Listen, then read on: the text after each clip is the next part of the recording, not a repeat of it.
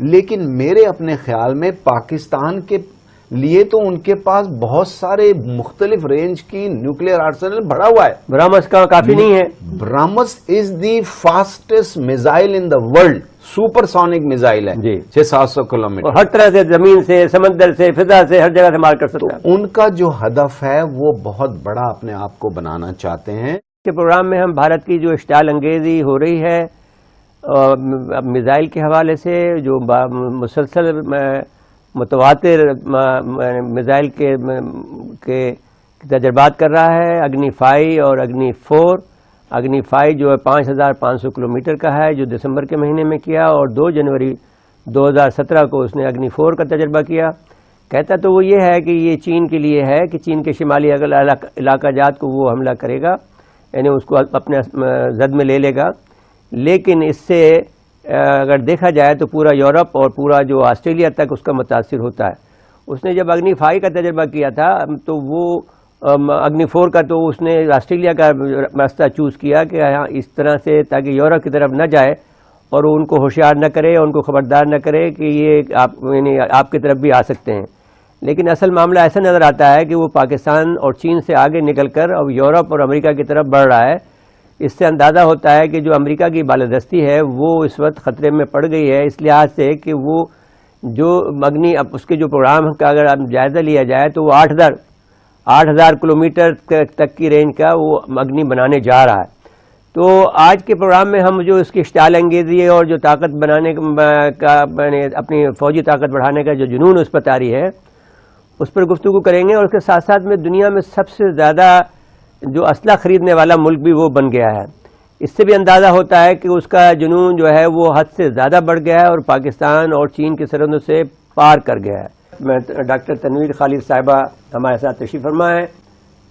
Doctor Tanveer خالد صاحبہ سے کہ یہ بتائیے کہ جو بھارت اپنی میزائل کی رینج بنا رہا ہے وہ اس وقت 4500 کلومیٹر کا جو اس نے ایک قسم کا جو کروز میزائل بنایا ہے، اور دوسرا جو 5500 کلومیٹر کا ہے، تو پاکستان اور چین کی حدوں کو تو یہ پار کر گیا. فرمائیے اس پر آپ کا کیا تبصرہ ہے؟ دیکھیے، یہ کہا جاتا ہے کہ ہندوستان کی مختلف حکومتیں بہت اگریسو رہی ہیں، لیکن جس طرح منموہن سنگھ کے ٹائم پہ یہ شروع ہوا تھا یہ پروگرام ان کا، لیکن کچھ ان کو اندرونی طور پہ بہت زیادہ دشواری بھی ہوئی اور بہت ان کی مخالفت بھی ہے اندرونی اعتبار سے. اور بیرونی معاملات میں ان کو ایک جس کو ہم بین الاقوامی تعلقات کے حوالے سے سمجھتے ہیں کہ یہ ہیجمونک ڈیزائنز ہیں اپنی برتری کو برقرار رکھنے کے لیے. اب اس خطے میں برتری تو ڈاکٹر صاحب کہاں ہوئی؟ اب برتری تو بنانا چاہتا ہے نا. نہیں، برتری ساؤتھ ایشیا میں، ہاں اس میں تو ان کی ہے، اور ان کو صرف خدشہ ساؤتھ ایشین اسٹیٹس میں پاکستان سے ہی ہے، اس لیے وہ وقتاً فوقتاً کچھ نہ کچھ چھیڑ چھاڑ اور اپنے حوالے سے بہت ساری چیزیں کرتے رہتے ہیں. لیکن اب تک تو ان کا روس سے بہت اچھے تعلقات تھے، لیکن پچھلے دنوں سے کوئی اتنے بہتر نہیں رہے ہیں.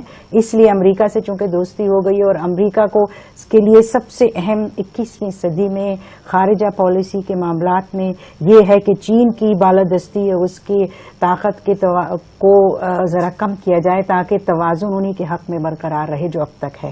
اس لیے صرف ہندوستان ایسا ملک ہے اس خطے میں جس کی جو نیوکلیئر توانائی کے استعمال کے حوالے سے بھی، اور ویسے بھی چین سے ان کے باہمی معاملات کچھ پرخلش ہی رہے ہیں مستقل، اس لیے وہ انہوں نے ان کو چنا ہے. اور روس سے علیحدگی اب ہو رہی ہے اور امریکہ کی طرف دباؤ ہے، اس وجہ سے ان کو سپورٹ حاصل ہے اس بنیاد پر کہ اب اپنی طاقت میں اضافہ کر سکتے ہیں.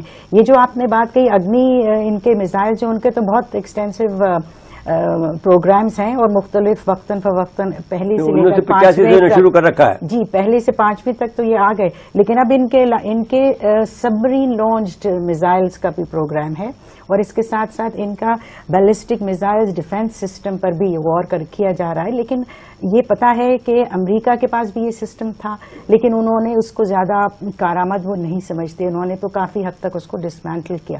روس میں بھی تھا لیکن انہوں نے بھی چھوڑ دیا. کولڈ وار یعنی سرد جنگ کے دوران یہ زیادہ رہا، لیکن روس میں ابھی بھی موجود ہے، لیکن اس کو ڈسمینٹل نہیں کیا گیا، صرف ایک شہر میں، ماسکو کے آس پاس.